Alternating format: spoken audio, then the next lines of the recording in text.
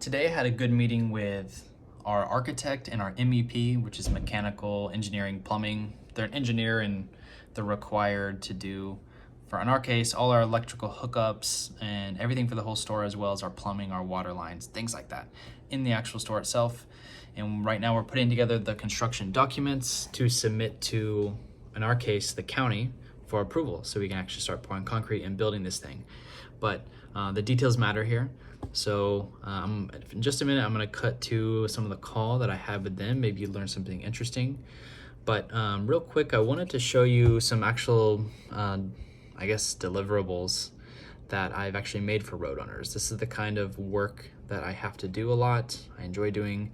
And you know, as the founder, no one told me I had to do this, or this is not necessarily a deliverable that's required, but it's being proactive like this that helps things move along quickly. Urgency is one of our core values at RoadRunners. It's part of my personality.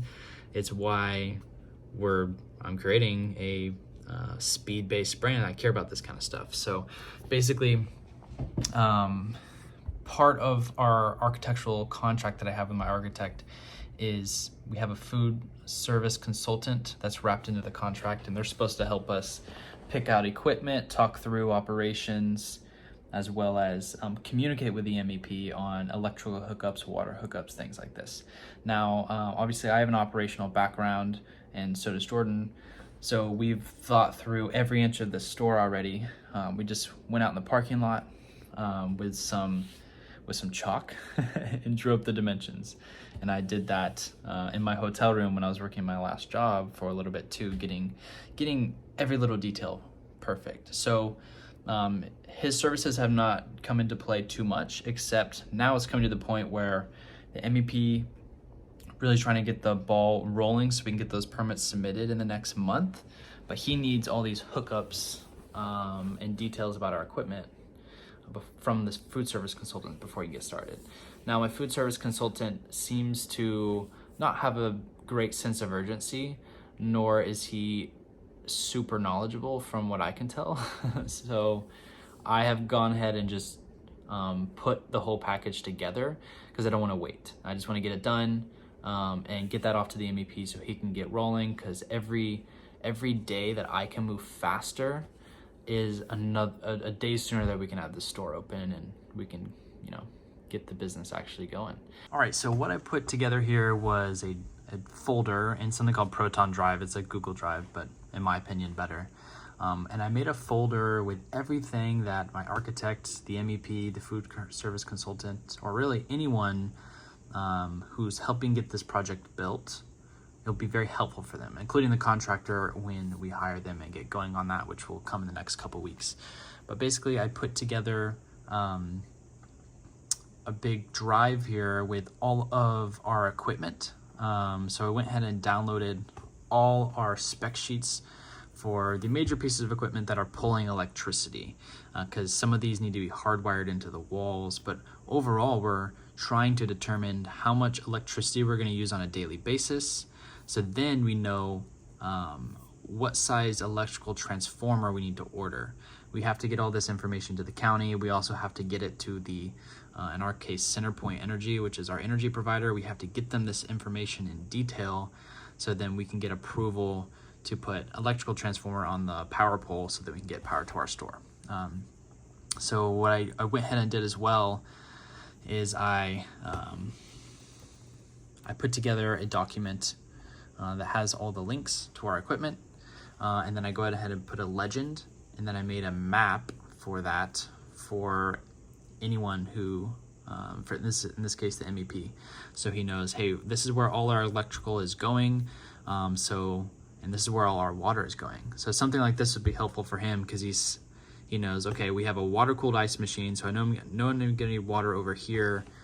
We have a hand-washing sink here, already have water, so that'll be fine. I have a water-cooled water-cooled shake machine as well, so we need water over here, hot water spigot here. So he just knows generally where do I need to run electricity and where do I need to run water throughout the store, as well as where do the drains go, stuff like that.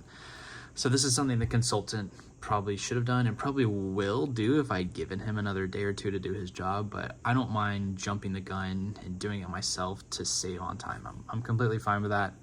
That is a ethos of mine that has caused issues in the workplace when I've worked jobs. Doing other people's jobs for them is not the best idea. Some, for relationships sometimes, but in terms of results and getting things done quickly, it is what's necessary. Luckily in entrepreneurship, hey, I'm paying that consultant. If I go and do his job for him, he's gonna probably roll his eyes and be like, oh, well, whatever, guess I don't have to do that. And then I put a link in here. You just wanna make it very easy for the people you're working with. If you want them to work quickly, you have to give them great resources and detailed, organized, in this case, folders and sheets of what you want, rather than relying on what you told them over a Zoom call or something, because they're always going to forget. So I put that together, and then also it's not just the equipment and where it goes in the store, right? So if this will load, I'll show you. There's incredibly high volume level of different documents that go into construction in building a store, from water lines, electricity lines, landscaping, retention, construction plans. So all of these original plans and reports that we got from the landlord before we started making our own, I put in here. This includes an environmental report. These are absolutely gargantuan. Like, I don't even want to open that. It's like a 100-page or maybe 200-page report. Luckily, we didn't have to do that. That was already done because I'm leasing a pad on an existing site. We also have soil tests in here for the geotech report. This is very important to know what kind of concrete to pour and how deep to pour it. Soil tests, a couple grand. Luckily, they were already done for our pad site, so it took me a while to get those from our landlord, but once I did, I have to give that to our civil engineer and our structural engineer because they need that information. But there's other stuff on here like utilities. And the very first thing that you do for a construction project, besides soil tests if you need that, is your civil engineer has to work based off of a site survey. So here is the survey we got done. Oops, this is something else. Actually, I have the survey over here. So this cost me, I think, $5,000 for someone to come out and survey the land. So they take exact measurements of our plots, where the water is, the sewage is, where everything is. And this is a based foundational level document that the architect needs and the civil engineer needs. So I just roped this into my civil engineering contract, and he basically subcontracted this out, which probably cost me a little more, but he was able to get this done in 48 hours notice, which is unheard of. You know me, I'm all about urgency. So I put a couple other things in here that are just helpful for our architect or anyone who's designing building the store. But it's things like this that have helped me go from idea to where I am now in a year. It's May 8th when I'm recording this, and I didn't have my business model written for RoadRunners until June 1st of last year. So it hasn't even been a year yet. And we've fundraised for the business, and we're already building and getting into construction. So it's been pretty quick, and it's stuff like this that have helped me get there. This is actually a folder that's buried in my data room, and this is basically how I raised money. I was overly detailed when pitching to investors, and I'll do a vlog about that at some point. But basically, any information they wanted to know, they could drill down to like the specific shake machine I wanted to use, or ice machine, or ROI in a scenario where construction happens across the street, how long it'd take them to get their investment payback. All these things I thought through, and I had interactive calculators and just very organized documents for them to work from, because it makes their job easier, which gets me what I want quicker. So yes. Let me know if you have any questions about any of this. I'm still learning about construction and building. It is nebulous, it's complex, it's deep. and there's a lot of parties involved. It would be easier to hire one firm to do everything, but to save cost, I am basically acting as the general contractor between the civil engineer, the architect, our sign guy, and our structural engineer. Usually those are all one firm, but I have hired all those people out separately. And I am having to be the communicating piece between all of them, which is really only possible if I was doing this full time. So, all right, enough yapping. I'll go ahead and cut to it. Hey, good morning, Jonathan. Hey, Jeff, good morning. How are you? I'm doing good. How are you? Yeah, so this is kind of the original so this has a lot of extraneous information on it, Jonathan, but essentially there's the building there. Here's that 20-foot wide drive aisle, and I think there's plenty of room to leave this in place to try to reduce the amount of work. And so they should be able to just turn, with that exit lane as well, that emergency exit lane out of there. So I think the hope is that, yes, we wouldn't have to touch that at all, because the more we start messing around with this stuff, the more it might snowball into additional grading and drainage work out in the parking lot, and I'm assuming David is trying to avoid as much as possible out there. Okay. So, and again, I don't want to speak for David. He's the civil. That's just my assumptions as to why he thinks that it's all good the way it is. Okay. So, yeah, that's the main purpose of today is just an introductory call with Ross, our MEP engineer. Ross, thanks for joining us. Ross, just to catch you up, we've been focusing on most of the site design, so the civil engineer can get the site package starting through permitting, because that's always the kind of the critical path on that side. Jonathan has been talking to Seth quite a bit with Concept Services, and I need to actually call Seth right after this to transmit the rough floor plan for him so that he can start looking at that and planning that. But for the purposes of this call, so we have, again, sorry, this is not in black and white. I'm going to compare the two here. So essentially the original floor plan, Ross, was this. The only difference here is that the dimensions of this have changed a little bit. Instead of being 25 by 30, we've gone to a 30 by 30 roughly plan. And one comment on that, you see that counter that's 9 feet 6 inches wide right there? Yeah. So I have a 5-foot gap between that and the custard machine. That's actually 6 feet. So we increased that by 1 foot. Okay. And is that stuff that you've been working through with Seth, or is that stuff that you've internally been working on, Jonathan? That's a decision we made a long time ago, but right after we made this plan. Now, these current schematics, you see I have one custard machine and 2 counter spaces next to it. We are going to have 2 custard machines now, so we're going to cut out probably that right counter. So those dimensions of where that counter is will probably change a little bit, but we know we need at least a 6-foot working space between those 2 counters. We had talked about doing a slight overhang over the drive-through door, like just not a canopy, but just a slight overhang. Yeah, I was assuming that you wanted that. We're showing a 4-foot walk in between the building and the face of curb at the drive-through lane. And so I'm assuming that you wanted to cover that gap so that if somebody rolls down their windows, in a light rain, they're not going to get soaking wet as you hand drinks over, correct? That sounds great. Okay, yeah. So I'm assuming that canopy is going to be 5 to 6 feet deep to kind of cover that space. If we need to shrink the gap between the drive-through curb and the building down to like 3, we can do that. I don't know what I wouldn't want to do it less than 3, but I don't know what you feel, because they're actually walking out of the doors, right? Yeah, I guess I'm not understanding. What is this gap we're talking about? Sure, hang on.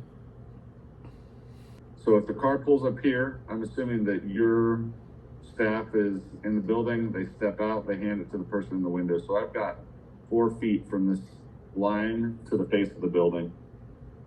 If you want that tightened up, we can totally tighten that up. Yeah. That's just what we need to clarify from you. What that allows, if I do that as tight as 3, that allows for circulation in here comfortably, kind of to meet all the code requirements. Yeah. I would hate to I mean, if nobody was stepping out of that window, we'd tighten that up even further. But with everybody kind of walking out there, I hate to go much less than 3 feet. So there's a curb there, and there's kind of a step up to where our building is. It's either we need to confirm that with David. It could be a flat curb. We just need to see how he's doing it. The beauty of the curb here is it allows for rainwater drainage to go. Yeah. But if you think that that's without coming back into the space, so that allows water to drain this way, and then any rainwater that's within this drive area doesn't ever jump the curb and come straight into your building. Yeah. Which I would not want to happen. Absolutely. Yeah, we were talking about that yesterday, actually. I was like, this door is going to always be open. He said it would be elevated. I don't know if it would just be like a slight elevation or if there would be a hard curb.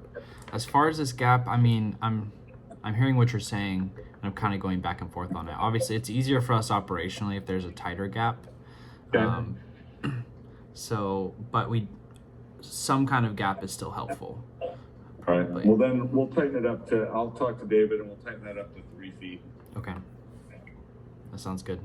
Jonathan, do you want to take a quick run through everything just to make sure you firsthand give Ross kind of the big picture of how the way that this whole thing flows and operates? Yeah, absolutely. Let me pull up these schematics on my end and I'll screen share. Yeah, I'll stop sharing. So where these 4 skinny counters are, this is basically our cockpit and where most of our operations are. So over here, we'll have 2 custard machines. They're water-cooled custard machines with a chiller on the roof. And we'll have a short counter here. This longer counter right here is where we'll make our hot coffees. And we'll have a low boy under here as well, a 3-door low boy. And right here where my mouse is, that's where we're making our tea-based drinks or our energy drinks. And over here is where we're making our iced coffees. So we'll have ice bins in here, and we'll have basically keg lines. So we'll have 18 keg heads that hold our different milks, our different liquids for our teas and our coffees. And the kegerators are mostly stored under this counter right here. But something I probably still need a little help on is how to design this under counter space to make that work.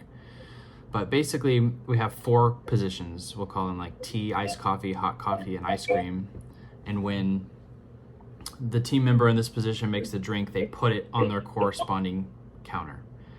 We have 1 person in the middle who's kind of coordinating. They're grabbing all 4 drinks, and then they put it on a cart that's kind of sitting in the middle of the door. And we have someone running the drinks outside. So we have an ice machine over here. I think we're gonna do an air-cooled one, probably. And then the reason why we went from this original plan, which we're looking at right here, which is 30 by 25, we increased it to 30 by 30, was so that we could have more space in the back of the store for a bigger walk-in cooler. We really needed a bigger walk-in cooler.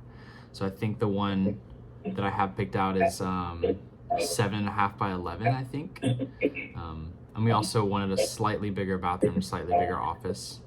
Another thought that popped in my head is I'm ordering these shake machines soon, and we want to do the chiller, which will probably go on the roof. And the liquid they use to chill is glycol, but the guy I'm talking to about the ice cream machine distributor said we'd want to have a water line over here in case our chiller ever went down. We'd want to be able to hook it up to water, so we can still serve milkshakes while our chiller is down. So I just wanted to raise that, as we'd probably want to run a water line over here as a backup.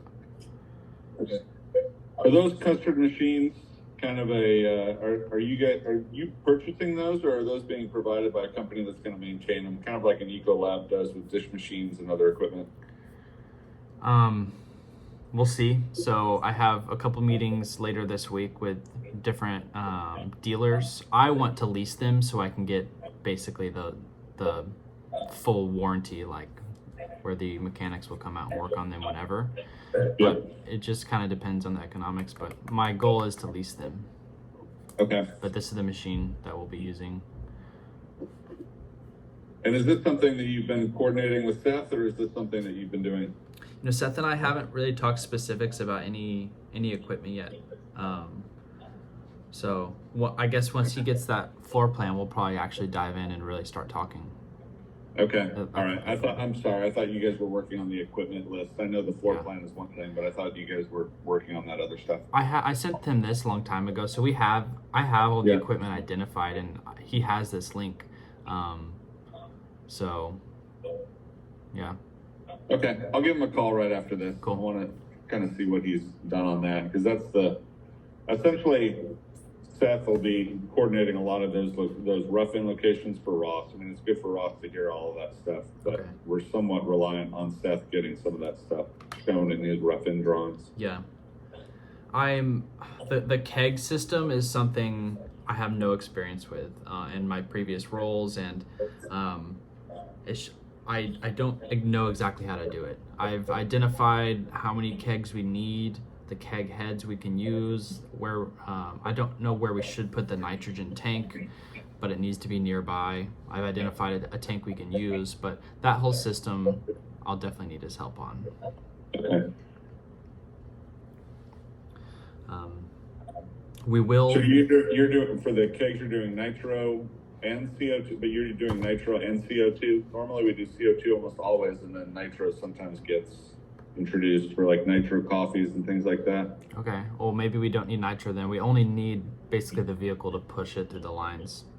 Yeah, I mean, Ross, you're seeing probably a little bit more than I am on the keg delivery systems. Yeah, but I don't know specifically. Probably our plumbing team would have more input. Mm-hmm. Okay. Yeah. Fair enough. And then over in the prep area, as well as the hot coffee station, we need hot water spigots there. Okay.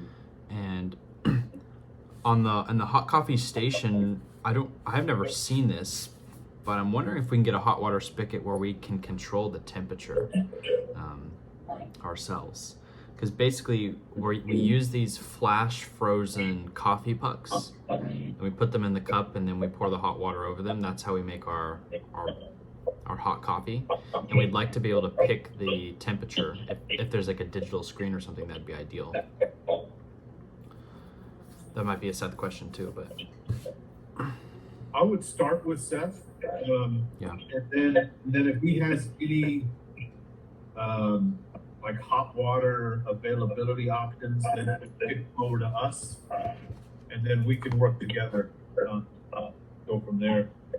Okay. You know, looking at the floor plan and hearing all the bits and pieces that go along with this, I'm assuming Seth, on previous projects with Seth, they will typically do an elevation for all of the kitchen intensive areas, and then that elevation will go to you, Jeff, and then you'll kind of layer it with any kind of architectural accessories, and then that'll come to us, and we'll put in our MVP stuff.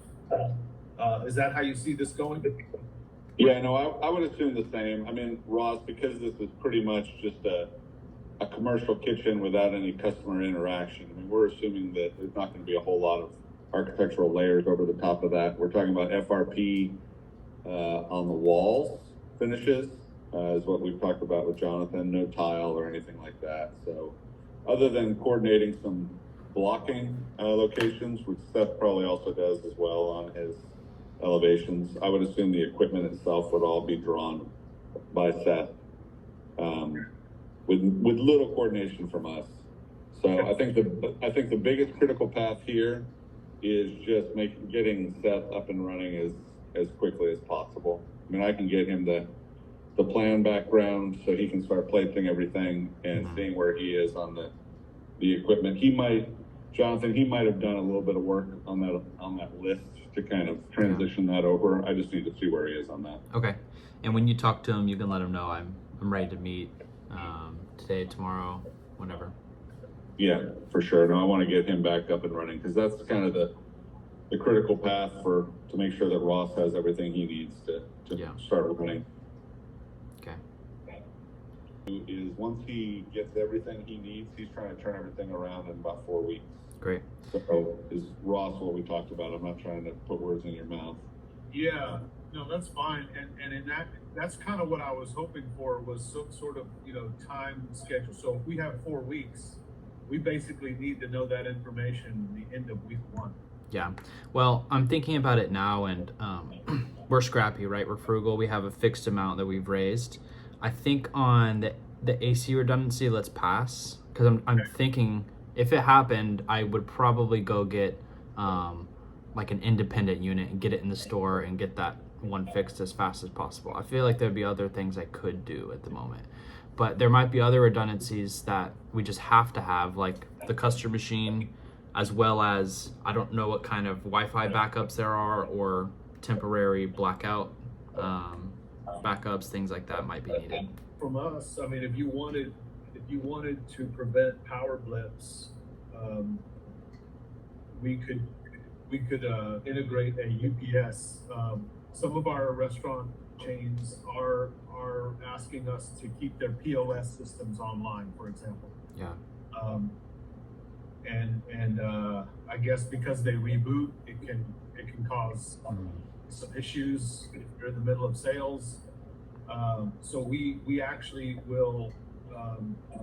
We've taken the heaviest condition. We've actually put in a separate panel that is powered by a UPS. It's basically a big battery, and so normal steady state. The utility power provides power to that panel, and then from that panel are all the POSs scattered around the facility. In this one, we wouldn't have that many, so we probably wouldn't need even a panel. But when the power shuts off, that battery energizes everything that's on that panel, but it's for a set of period of time. So the bigger the battery, the longer period of time. So for yours, if you needed something like that, that's what I would recommend. It's not that expensive. Okay. Maybe high hundreds. You might get over $1,000 if the loads were higher. Yeah. But probably not. Yeah, let's do that. One thing I'll bring up is all of our POS systems. So we have 5 POS systems that are all taken on tablets. So they are it's probably more of a Wi-Fi dependent question. I see. And then we have one kind of backup POS that's a hard system in the cockpit if necessary, and that has another function. So let's do the UPS, and then maybe we can also hook up the Wi-Fi to that. Would that work? Yes. Okay, yeah. And then maybe we hook up one custard machine as well. Is that possible? That is probably not possible without, because that custard machine, the thing that was flashed on the screen earlier, that looks like a heavy power user. Yeah. Which you could do a UPS, but the thing would be the size of a suitcase. Yeah. And that's probably $5,000 or $6,000. Yeah. Okay. And it would only last, The thing that I was talking about was maybe the size of I don't know, maybe like a PC, a small PC, tablet. Yeah, that sounds good. So we have 6 like kitchen screens in our cockpit. So that would probably also be on the UPS, and then maybe the computer in the office. So 1 POS inside, the 6 kitchen display screens, as well as the 4 receipt printers, and then the computer in the office. I think that would do it, and the Wi-Fi, of course. Is now a good time for us to connect with Don Jones on the neon signage and start getting that ball rolling? Yeah, I think here probably by early next week, like Monday or Tuesday, I should have elevations once I talk to Richard. And Yeah. so I think once we get you elevations, Jonathan, he can start overlaying his proposed signage on that. I think the main thing that Ross is just going to need to know is roughly where his power connections need J boxes, but that's fairly easy to coordinate. Okay, I'll get with him then. And I guess will you contact him Monday? Yeah, Okay. no, I will start reaching out to all of that. That sounds great.